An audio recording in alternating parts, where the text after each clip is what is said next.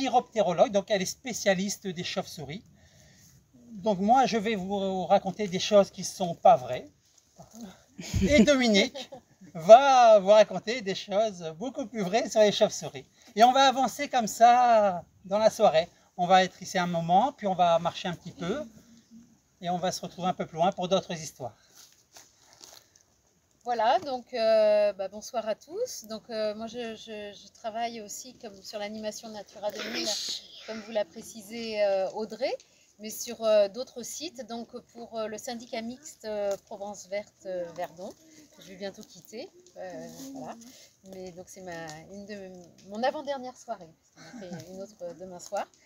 Et voilà, donc comme l'a précisé Gilles, moi je vais faire des petits commentaires après les contes sur ce que m'inspire en termes de connaissances scientifiques les différents contes.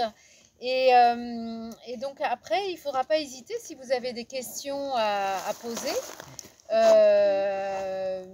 Qui vous viennent dans l'esprit au cours du conte, bien aussi à poser votre question pour qu'on partage la réponse ensemble, et ce qui permet aussi d'apprendre à travers nos échanges.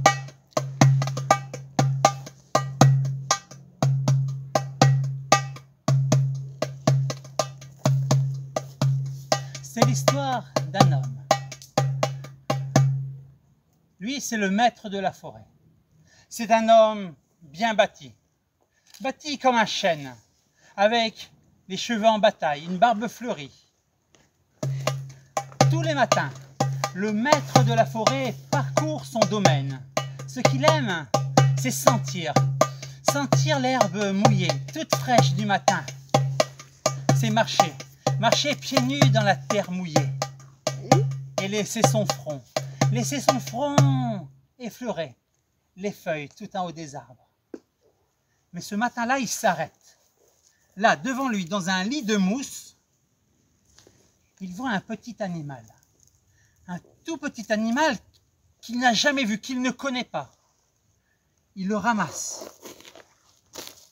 L'animal ne bouge pas. Il le porte à son oreille. L'animal ne respire plus. Alors le maître de la forêt enveloppe ce petit animal. Et il part. Il marche, traverse sa forêt, sort de sa forêt, la montagne, grimpe, gravit la montagne tout en haut. Et tout là-haut, il rencontre le roi des oiseaux. Et il lui dit: j'ai trouvé ce petit animal sur mes terres, mais il n'appartient pas à mon monde. Sa mémoire doit être honorée. Il mérite d'être enterré. Il doit retrouver ses racines. Le roi des oiseaux prend cet animal à la forêt, triste. Mais le petit animal là, contre sa poitrine, comme s'il voulait lui donner un peu des battements de son cœur, comme s'il voulait lui donner un peu de la chaleur de son corps. Et le maître de la forêt repart, descend la montagne, traverse à nouveau toute sa forêt, puis il arrive sur la grande plaine, marche jusqu'au bout de la grande plaine. Et là-bas, il rencontre le seigneur des animaux qui marchent à quatre pattes. Il lui dit: tiens, je t'apporte cet animal. Je l'ai trouvé ce matin, mais il n'appartient pas à mon monde. Sa mémoire doit être honorée. Il doit retrouver ses racines. Il mérite. À ce moment-là, une chauve-souris sort. Elle sort de la grotte et elle tourne. C'est le grand-père de toutes les chauves-souris. C'est grand-père Barbastel. Et grand-père Barbastel tourne au-dessus du maître de la forêt. Tourne au-dessus de la petite chauve-souris qui est dans la main du maître de la forêt. Et grand-père Barbastel dit: oui, cette chauve-souris appartient à ma famille. Et grand-père Barbastel lance un sifflement. Et aussitôt, des vagues de chauves-souris sortent de la grotte. Et les chauves-souris tournent elles tournent et elles chantent.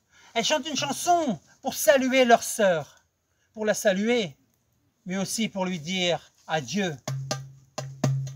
Dorme, dorme, dorme, hijico de padre.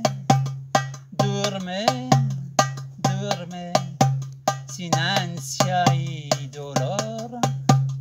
Dorme, dorme, sin ansia y dolor.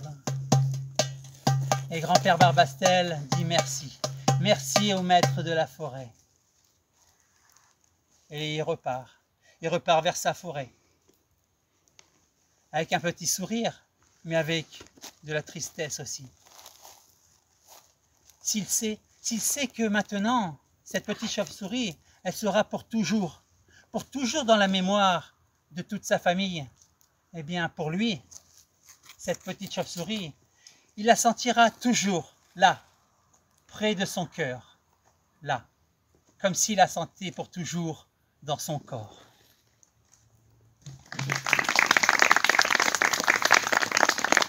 Je remercie Dominique.